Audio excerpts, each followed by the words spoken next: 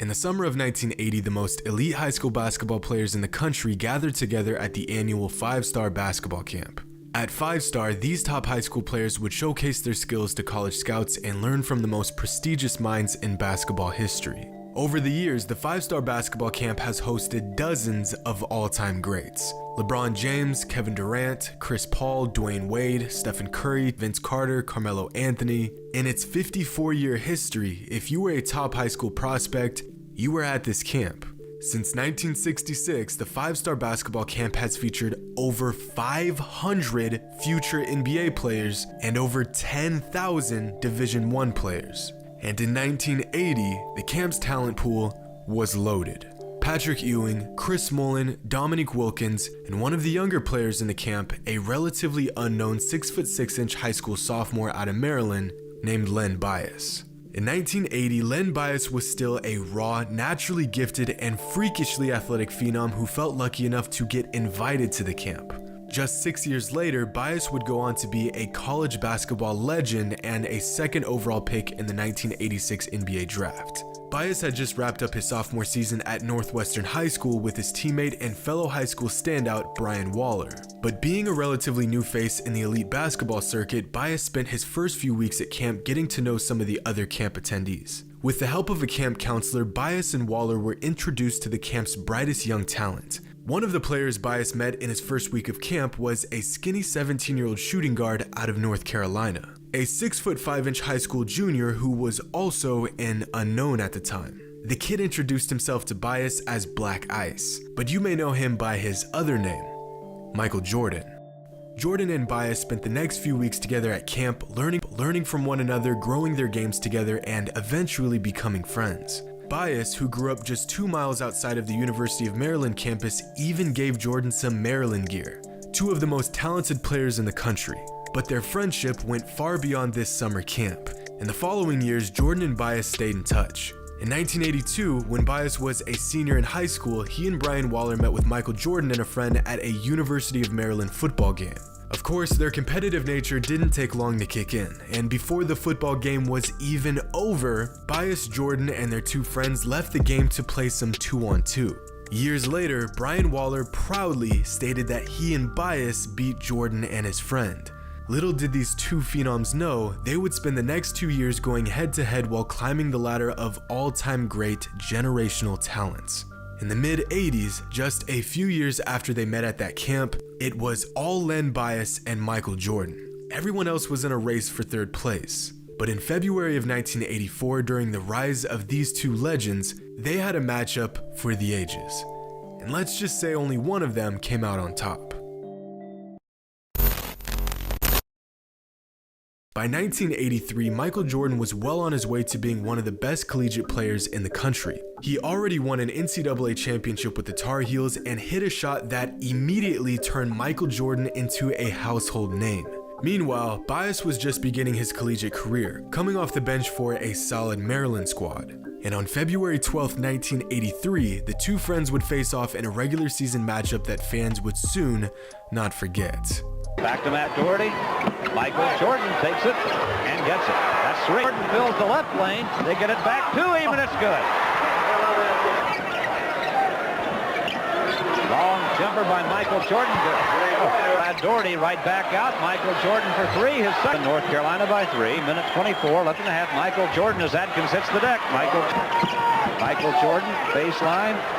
Oh. I think he can get any kind of shot he wants.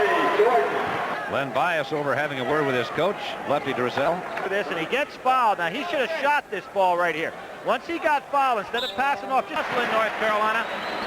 Oh, look at Michael Jordan comes from the weak side. He does that about 5 this half. Bias. Oh, count. Everything going their way. Look at Adkins. Hey, fellas, it's not the end of the game. There's a lot of getting the shot up. It's a little bit short, and the rebound taken by Bias. Very wise. They haven't tried to tempo the game. They just keep playing hard. Jordan takes it away from Adkins, moves on Beal. Oh, Michael Jordan has said it earlier that Maryland in 73-74 season. A sophomore Michael Jordan came out blistering hot, scoring 15 points in the first half. The kid was absolutely lighting Maryland up on offense and shutting down the Terps on defense. There wasn't a 30-second stretch throughout this entire game where Mike didn't do something spectacular. In a game that featured 6 future NBA players, 4 of which would go on to be top 4 picks in the NBA draft, MJ was far and away the best player on the court. But while Jordan was single-handedly keeping the Tar Heels in the game, Len Bias was just getting off the bench. As a freshman, Len hadn't earned a starting position yet, and there was no real comparison between him and Jordan. In the end, MJ finished with 21 points. Bias had 11 to go along with a sick dunk that had Brad Daugherty ducking for cover. Mike was clearly the better player and had a 1-year head start on Bias in college, but it was a 1-year gap that Bias quickly closed in on it in his sophomore campaign.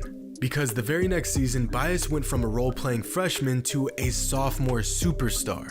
11 months after their 1983 matchup, Len Bias and Michael Jordan were set to face off again. And this time, Bias was ready. At that time in the ACC, there were 3 guys that stood out above everybody else. Michael Jordan, Ralph Sampson, and Len Bias. Hitting the open shot. Here's a long pass to Bias. Got the basket and drew the foul. He will this time. Len Bias to run. Boy, can he fall. What a pass. Penetrate, gets the ball back. Already has 12. Now he has 14. And Bias will shoot now from the top of the circle. He's made it from absolutely everywhere tonight. Well, he's 16 points. Matt Daugherty dumps it outside to Michael Jordan, and he hits it. The ball away. Michael Jordan up the floor. Look at the move by Jordan. No basket. Offensive foul. Just to amaze me, he gets to the open spot on the offensive board, and there's Len Bias at the other end. Lenny Bias, who's had such a big ball game, double clutch, and he made it. He was playing in a clutch situation right now. Jordan, another great move, missed the shot, but he followed. I guess that is a pretty fitting end to the ball game. Jordan, look at that! Holy cow! Michael Jordan took a look at the clock, said 2 seconds left. I'm going to give him something to rave about. In an epic showdown against 2 of the best teams in the country, Len Bias and Michael Jordan put on an absolute clinic, going back and forth the entire game. Mike comes down and hits a ridiculous layup. Bias comes back and knocks down a silky smooth jumper. Mike throws down a monster dunk. Bias comes down and goes right back at him. These guys were putting on a show. By this point, Mike was well known for his uncanny flair and incredible abilities. But for the first time in Michael's collegiate career, he was sharing the floor with a player that was even more electric than he was. The same kid that Mike had built a friendship with just 4 years ago was now putting buckets on his head. Bias scored a career-high 24 points and actually outscored Mike. This was rare. Fans knew they were witnessing the beginning of a legitimate rivalry. Later that season, Bias led Maryland to an ACC tournament championship while earning tournament MVP honors as a sophomore. And MJ was holding up his end of the rivalry by leading the Tar Heels to a perfect 14-0 conference record, lifting UNC to the #1 spot in the country for 15 straight weeks, and winning just about every award college basketball has to offer. But you know damn well the story doesn't end there. Michael knew the NBA draft was just a few months away, and being the psychotically competitive winner that he was, Mike refused to go out getting punked by his friend and younger rival. So on February 19th, 1984, in their last college matchup, Michael Jordan made it his obligation to let Len Bias know, off the court we could be the best of friends. But on it, Bias was just another guy in a jersey. Mike was out for revenge. You know, I'm not saying he wasn't a threat, but me being compared to him, I took offense to that. Alone, misses, but it's beautifully. It's 4-2 Carolina. Jordan drops it home for Michael Jordan. Tar Heels lead it. Jordan with a move on the baseline. Wide open is Bias. Ooh, he got it down the hole in a hurry. Bias is left alone again, and Jordan picks up the foul. There it is right there. Sam. Jordan is free from the side and nails it.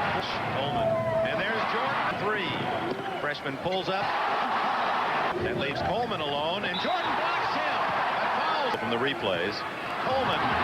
Oh, followed in by Bias. Hale, Jordan wants it. He's got it. Test 16. Jordan from outside. Jordan improving his life. Anytime he wants, whatever he wants. There's Jordan again, knocking the ball out of bounds. Oh, he has the NBA salivating with his play. But it's delayed. And what a man to have in this kind of offense. In your face, he said to Ben Coleman. Crowd's watching him. He wants to do his thing. The pass is unbelievable. Look at Hale, and he gets it to Jordan.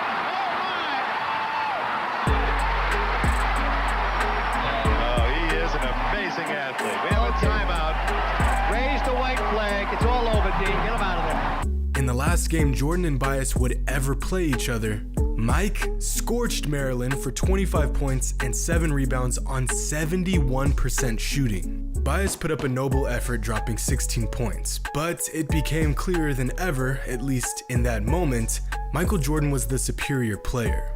Now, Bias was elite. In fact, Len Bias was the second best player in the entire conference. But MJ was on a tier of his own. He was too smooth, too explosive, too accurate, and too much to handle. At only 21 years old, Jordan already looked like a seasoned vet. And even as the overwhelming force that he was, Len Bias still had work to do. Over the next 2 seasons, while MJ was making the NBA look like a rec league, Len was honing in on his skills at the college level and improving by the day, making huge strides towards becoming a future NBA superstar and earning praise that you very rarely see from a college player. After spending 4 seasons at Maryland, winning 2 Player of the Year awards, and terrorizing college basketball, Len Bias was drafted with the 2nd overall pick in the 1986 NBA draft. Of course, most of us are all too familiar with how this story ends. A player that was truly destined to be one of the greats, gone before he could even play his first NBA game. Many fans speculate on the legacy that could have been. Bias was drafted to a Celtics team that had just won an NBA title 9 days prior. Bias could have been the extra piece the franchise needed to carry their success into the late 80s and 90s. He could have been the NBA rival that Michael Jordan never had. I mean, some players attempted to rise to the occasion, very few found success, but no one really challenged MJ once he reached his peak. Charles Barkley, vanquished. Gary Payton, repressed. Isaiah Thomas is the only player to really give Jordan a run for his money, but once MJ found success in the league, Isaiah never won again. The manufactured Michael Jordan-Clyde Drexler rivalry literally offended Michael. Reggie Miller had some moments, but MJ always had bigger ones. There wasn't a single player that could actually go toe-to-toe with Jordan, except Len Bias. Fans that witnessed Bias in action believe he could have been the player to challenge Jordan throughout the 90s. But we'll never know. And the legend of Michael Jordan grows stronger. But the legend of Len Bias is still alive and well. The kid who not only held his own against Jordan, but was one of very few to come within reach of the GOAT. The same kid who showed up to a basketball camp 40 years ago, made friends with a fellow high school hooper, and lit a violently bright but brief flame. Hope you all enjoyed, and as always, until next time.